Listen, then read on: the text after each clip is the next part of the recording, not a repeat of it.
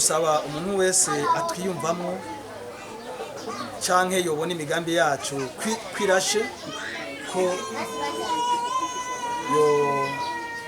yo twakura. Turafise email yacu ni dicoyitungiye@gmail.com, akatwandikira ari nk'agafasha cy'agatereranyo agasponsor akaturonsa, hanyuma mbere bakanashiraho n'urwego rugenzura ko iyo sponsor baduhaye iri kwirakoreshwa neza.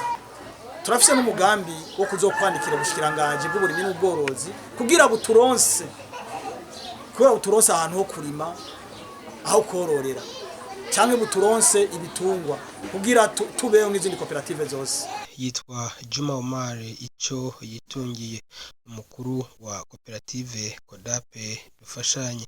Iyi koperative rero ikaba ikorera mu gisagara ca Bujumbura, komine ya Muha, zone ni mu Kanyosha, neza na neza aho bita mu Gisyo.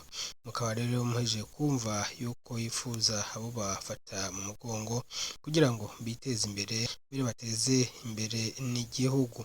Akeneye rero imfashanyo aho zozanana hose, haba kubagira neza cyangwa imbere no kuri leta.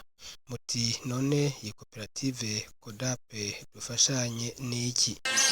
Koperative Kodape dufashanye ni koperative ihurikiyemo abantu bavyumva kumwe, batanguriye ku rukino twokwita yuko ni urukino rwa rudo, mu gifaransa bavyita jeu de loisir rudo. Iyo rudo rero twarayikina, mugabo turiyumvira ati reka tuyikine mu buryo twokwiteza imbere.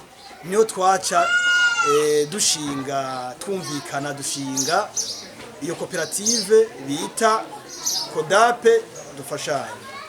Iyo koperative rero ifise ico bita uburenganzira bwo gukora kuri ubutaka bw'u Burundi aho buva bukagera. No kuvuga yuko guhera ubu dufise ico twita statut. Inyuma ya statut twaragize ikintu bita règlement d'ordre intérieur. Inyuma ya règlement d'ordre intérieur twararondeye nico no kwita les documents administratifs zituha uburenganzira bwo gukorera muri commune urbaine do Muha, ariyo bita attestation de reconnaissance. Iyi koperative rero ifise ico bita ibisata bishika nka 5 bitandukanye. Hariho igisata c'uburimyi, hari igisata c'ubworozi, hariho igisata novuga yuko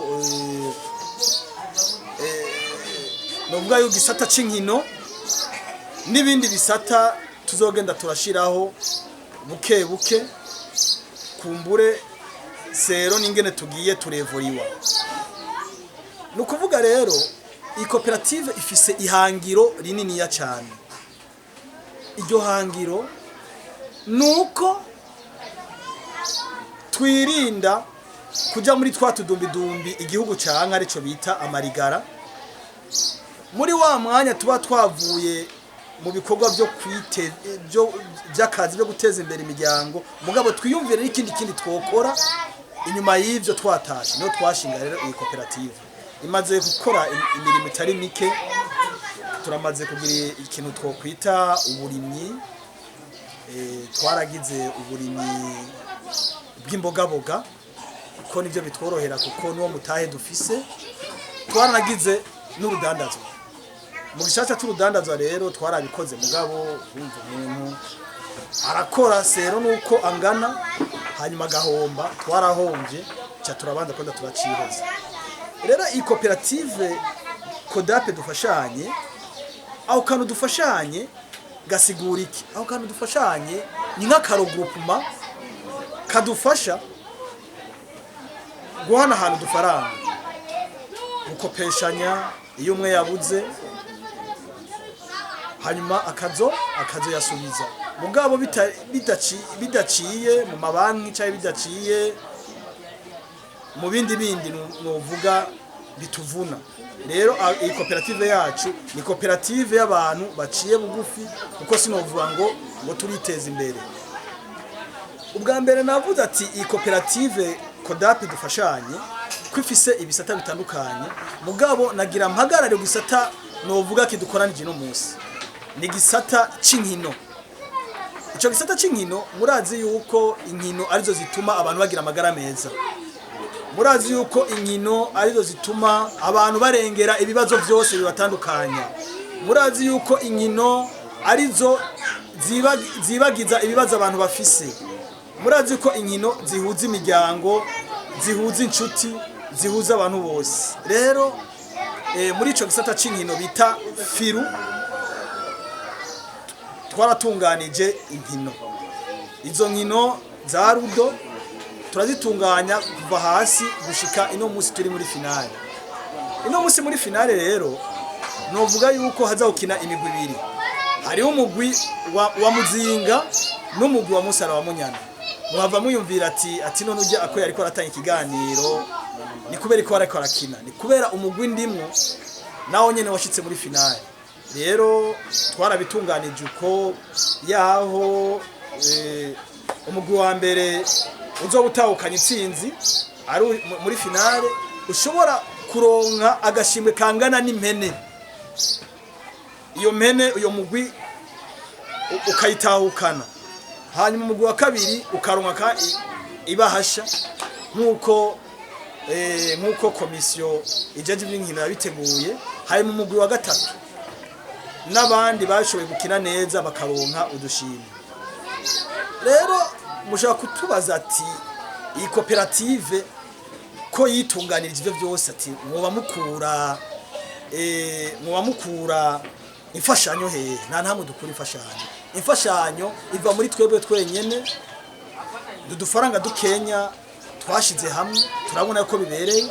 Mugani kibuza n'umuntu wari we wese yo twiyumvira ko yogira icyo adufashije. Nico gituma ntera kamo leta isaba cyane leta nkozi, leta mvyeyi, ko muri wa mugambi wayo wo gufasha amakoperative ko yotuba hafi na twebwe tukamererwa neza, ikaba koperative ishobora no kuronswa ideni.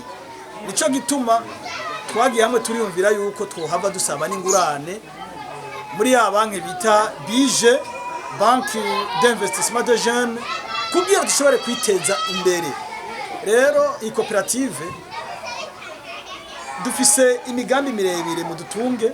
Iyo migambi myinshi kugira tuyishikeko nuko tuzoba